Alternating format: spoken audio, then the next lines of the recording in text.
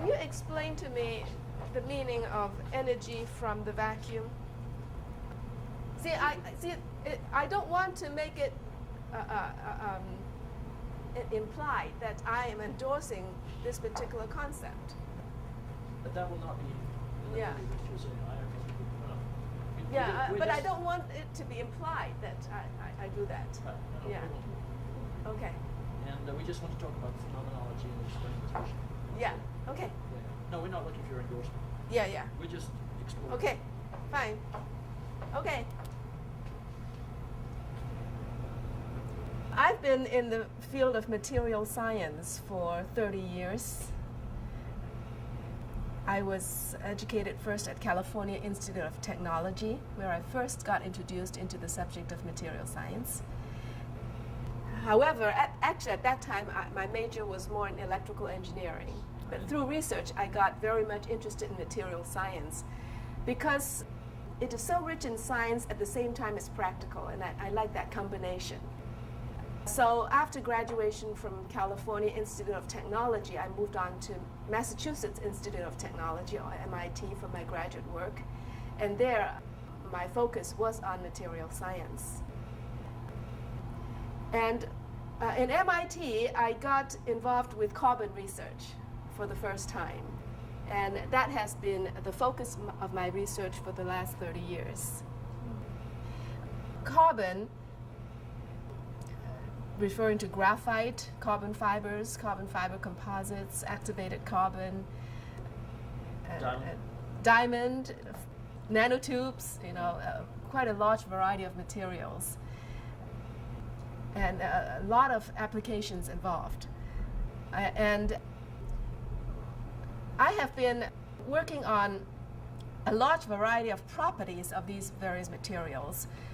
Not only the structural properties, but the functional properties, such as the electrical properties, how the electrical and the mechanical properties connect to one another, and also the properties related to electromagnetic fields and thermal applications. And carbon fibers are most important from a practical point of view because of the carbon fiber polymer matrix composites. The polymer matrix primarily epoxy. And that's, this is an example of the carbon fiber. It looks like hair, but it's just a very small fraction of the size of our hair. And it's all carbon. And it is very strong and stiff in this direction, but it's very light. And so it is very effective as a reinforcement.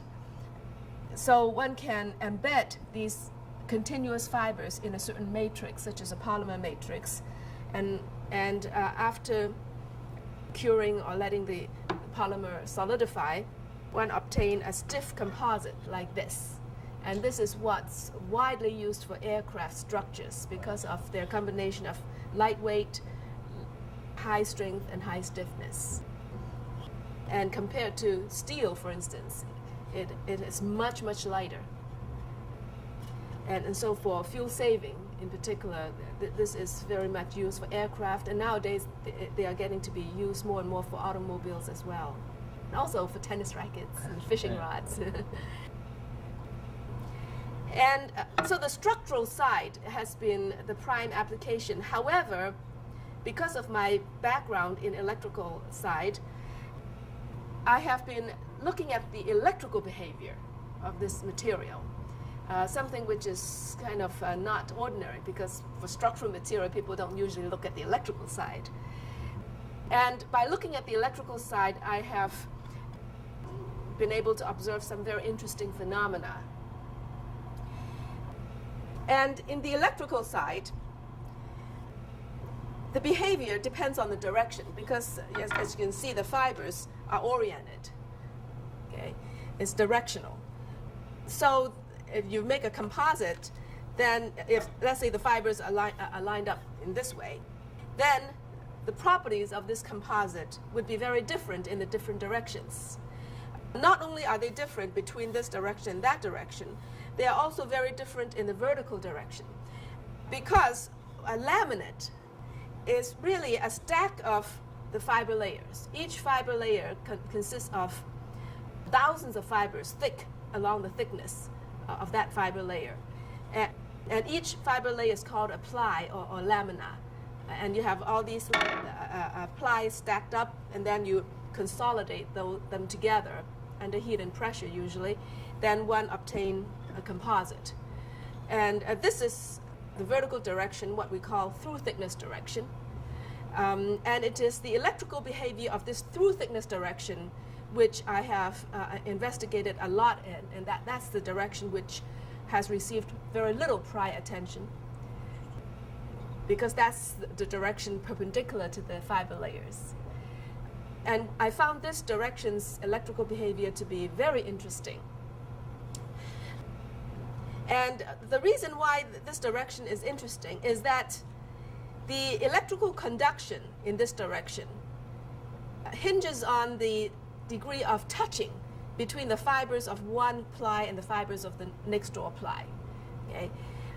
And one can control the extent of that touching by the fabrication condition of this laminate. For instance, by the curing pressure, heat and pressure, I said.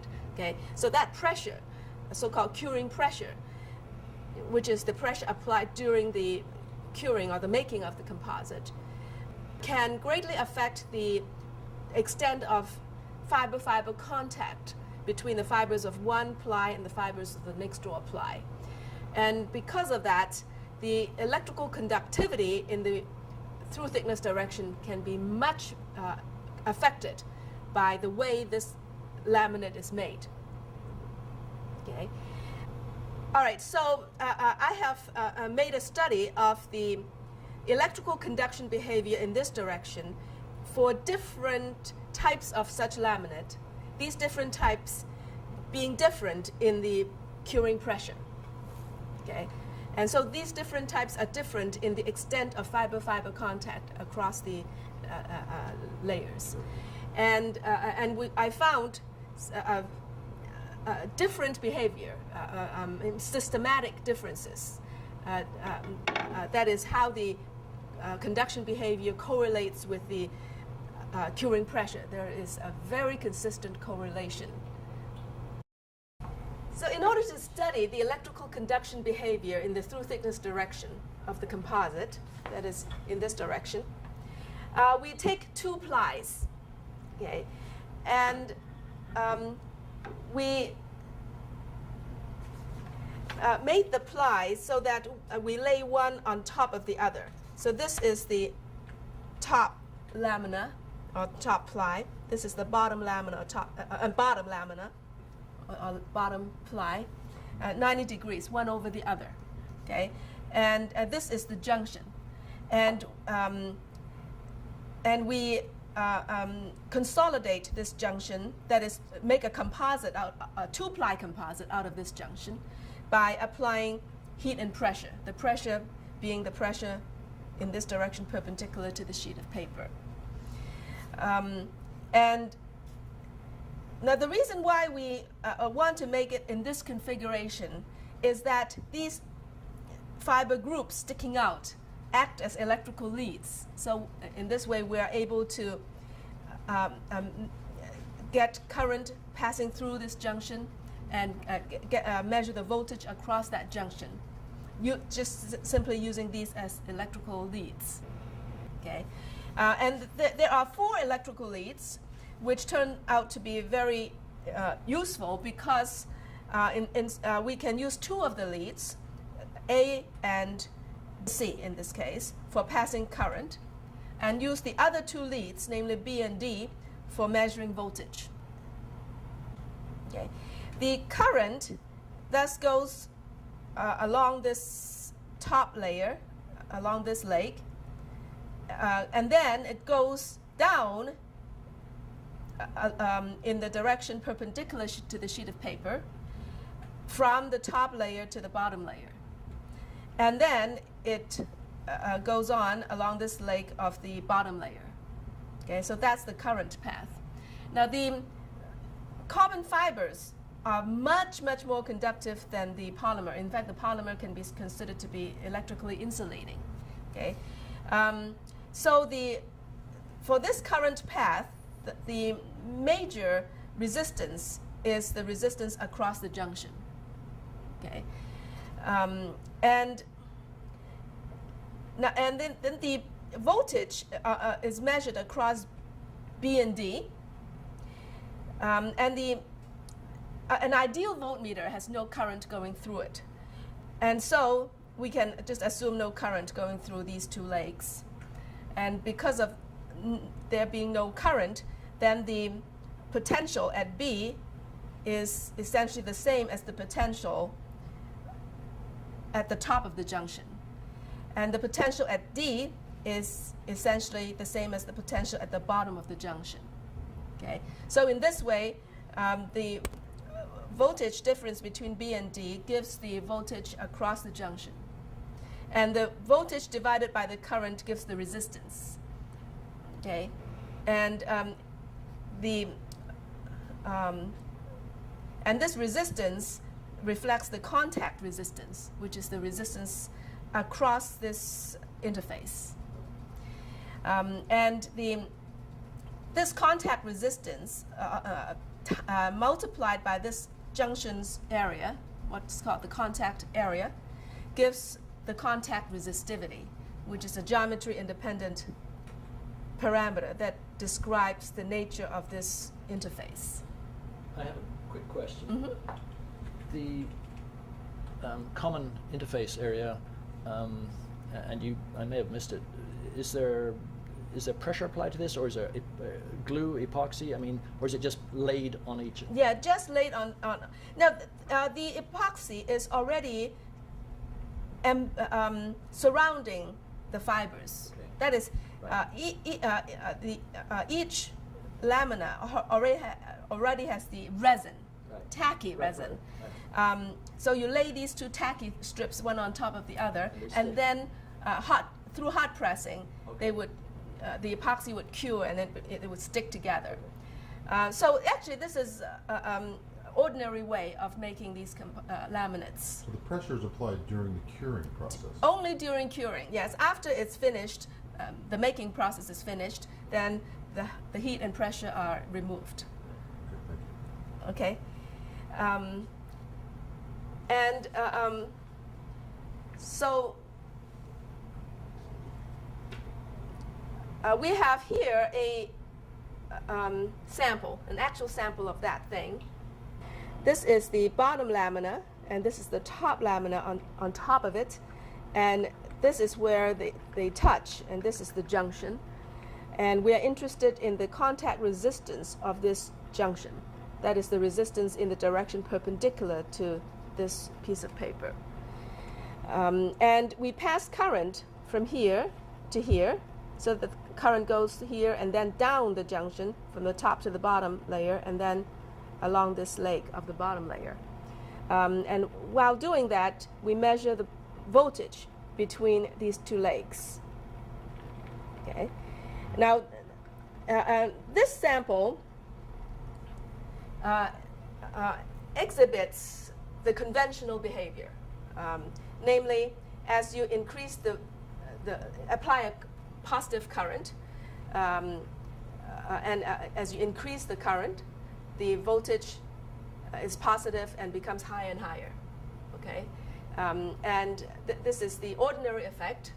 In fact, the current and voltage are linearly related to one another, and it's positive slope. The current voltage relationship is positive in slope, and this is the classical positive resistance situation, and this applies for the case of the curing pressure being rather small, so that the extent of touching across the layers is not very high. When you talk of the curing pressure being comparatively small, what orders of what range are you talking about here? Yes, the curing pressure. This is from my paper. Yeah. So this is curing pressure in megapascal. And 0.13 megapascal is considered a low curing pressure. 1.4 megapascal is considered a high curing pressure. So even high is actually not a very high pressure. 1 megapascal is the same as 145 psi. So it's not very high pressure, but just on a relative scale. And so using a relatively low curing pressure, one attains the conventional behavior, positive resistance. And we're going to demonstrate that experiment right here. Okay, and Dr. Wang, who is the first author of that paper, is with me, and he's going to help me with this demonstration. It's all automated, so it's going to come out. Now he's going to crank up the current, and the voltage, is all automatically current voltage automatically collected and it's going to be displayed. So let's put the display up on the computer. No, just wait. Now he's cranking up. So the top curve is the current, the bottom curve is the voltage, and he's cranking up the two. It's just manual cranking, so it's not very smooth. Nevertheless, one can plot the current versus voltage, and you see it's linear, positive slope. Which is a completely standard, Yes. Yeah. generic current-voltage relationship. Yes. All right. And this is with material that has been cured at what pressure? The relatively low pressure, which is around this 0.13 megapascal area. Okay, so this is generic carbon composite cured material. Well, all these are generic, just that I vary the curing pressure. Exactly. Yeah. All right. So now we proceed to the another such sample, but made with a relatively high curing pressure. We're changing samples now. Now, yes, we are changing sample.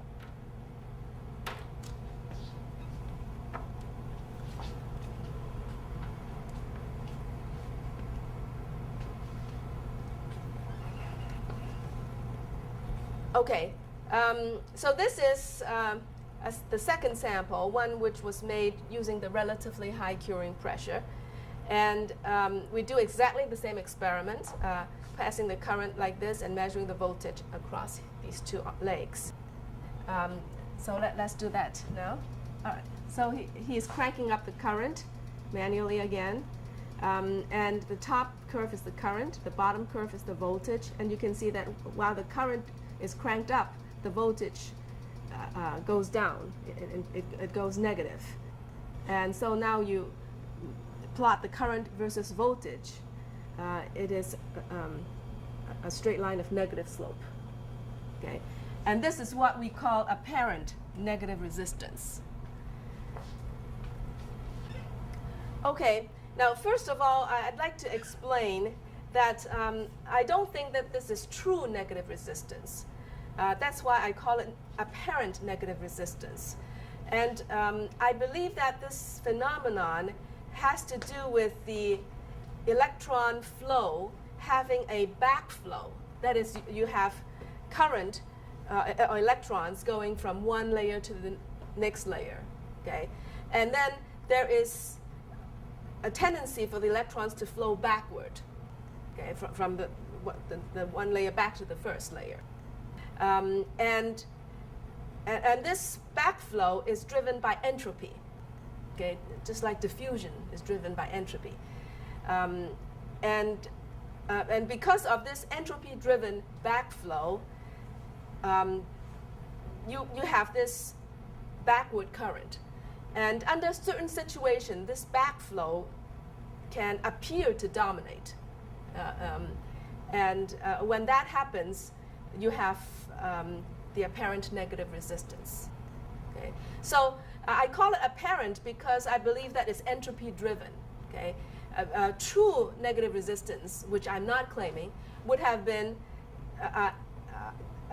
driven by energy rather than driven by entropy. Okay? That is, if it were true negative resistance, a negative charge would go toward not the positive end of a voltage gradient, but a negative end. That would be true negative resistance. And that's driven by energy. Okay? But in this case, it's not driven by energy. I believe it's driven by entropy. Okay? And that entropy causes the tendency for backflow, and that backflow in turn results in the apparent negative resistance. Okay. What led you to look at this particular set of parameters with these materials? What inspired you to look at the voltage and current characteristics? Or is this something that's particular to your field of work? As you had said, you focus on the electrical characteristics of the composites. Yeah, that's a good question. I'm interested in the electrical side of a structural material, seemingly an odd thing. The reason for that is that I'm interested in making smart composites or multifunctional composites. I want to use the electrical behavior as an output or indicator, so that the structural material becomes a sensor. Okay. So it could be a sensor of damage, sensor of deformation, sensor of temperature, whatnot. Making use of the structural material itself as the sensor is attractive compared to the embedding of a sensor into a structure. Because if you embed, it's like having a hole in the structure, and the mechanical properties of the structure would diminish. And also, it's hard to repair, once it's embedded, and the cost is high for a device compared to the structural material itself, and also if you embed, this sensing ability is only here and there, not everywhere. Okay? So that's my motivation: the development of multifunctional structural materials. Okay. There could be some applications in the area of, again, multifunctional composite materials, making use of this phenomenon to engineer certain electromagnetic or magnetic properties that are particular to these structural composites. But from a scientific point of view, I think that the most interesting aspect is that one can tailor a material to give very different such conductive behavior. Okay? In fact, I can tailor it to make it more positive, or that is, there's different gradations of positive resistance and apparent negative resistance. We can tailor it to different degrees through the curing pressure, for instance. And this tailoring of a material to give whatever electrical conduction behavior that's desired is, I think, the most intriguing part of it scientifically.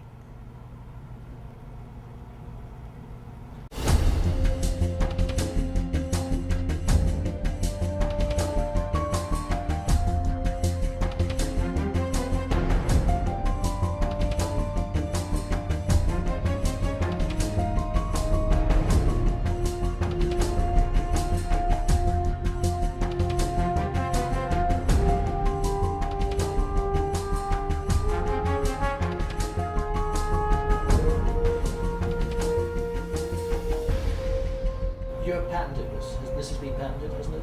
No, this has not been This has not been patented. patented. Might I ask why? Normally one expects everything to be patented. So. Yeah, well, the patenting procedure is something that relates to the university filing patents. It's not just me. Yeah. Okay, and patenting was not pursued. Oh, really? Mhm. And this is the, you presented these results originally in, I think, 1998, was it, at a symposium in Las Vegas? Yes. Yeah. And this is the process that you were talking about at that point in time? Yes, yes. Yeah. And I guess you're saying essentially this is in the public domain now? Yes. So, okay. So there's no question that I mean, if one wanted to pursue this, say with additional research, you wouldn't have to get the university's permission to use it, or I mean, it's not protected by patent or anything. Right, so right. Anybody can use it for Yeah, anything. that's right. Okay. Yeah. I'm just trying to recall. There was the university at one point in time, I think, was going to license it, weren't they? Or I'm on the wrong track here. Well, the university at one point was considering getting patent protection, Okay. but it was eventually dropped. Okay. Yeah. Do you have any, is there any extended further, is this an isolated phenomenological discovery, or is there something you have ideas about extending this into other applications, other areas of investigation, now that you know that pressure variances affect the apparent negative resistance? Do you have any ideas about taking that another step into other areas or other uses or methods of applying this situation? One can extend this experimentation to composites with matrices other than polymers. And I've done some work with cement as the matrix. And a similar behavior exists there. By the way, when you say cement, you mean glue, as we would commonly. No. Cement like concrete. Oh, really? Real oh, I Yes, see. Okay. yes. Oh, very interesting. Oh, Uh-huh. ah. I think one simplest application is just to use this as an electrical device. I mean, an electrical device that exhibits this particular current voltage characteristic. It is what it is. Yes, it is what it is, and just use it as an electrical device. We can tailor it, and so you have a series of electrical devices. Have you had inquiries in that regard? People interested in replicating it for application as an electrical device? Have people inquired to you about that at all? Not a whole lot. Yeah. Okay. Thank you very much. Okay. Very well done. Good. Yeah, that's Thank correct. you. That was, Okay. And you look good too. yeah. And you look nice. Oh, thank Yeah, you. you're great. Thank you. Are you familiar with Chung's work? Yes, the negative resistor that she built is absolutely for real. Now, as far as I can see, somebody's put a clamp on that. Because they filed the patent, and everything like that went fine. But all of a sudden, you notice a great silence, which means somebody is using it for some kind of classified project. That's what it means. In my view, having been there in aerospace and know how they work, the work was being funded, as I understand, probably by agencies that would, in fact, do that.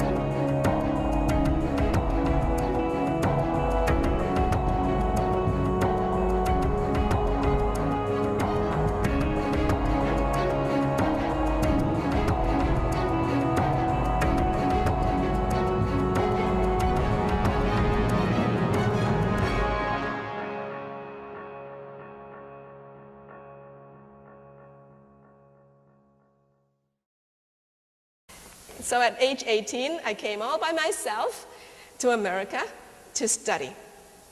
And I went to California Institute of Technology, or Caltech. And it just turned out that I was one of the 4 first women graduates of that university.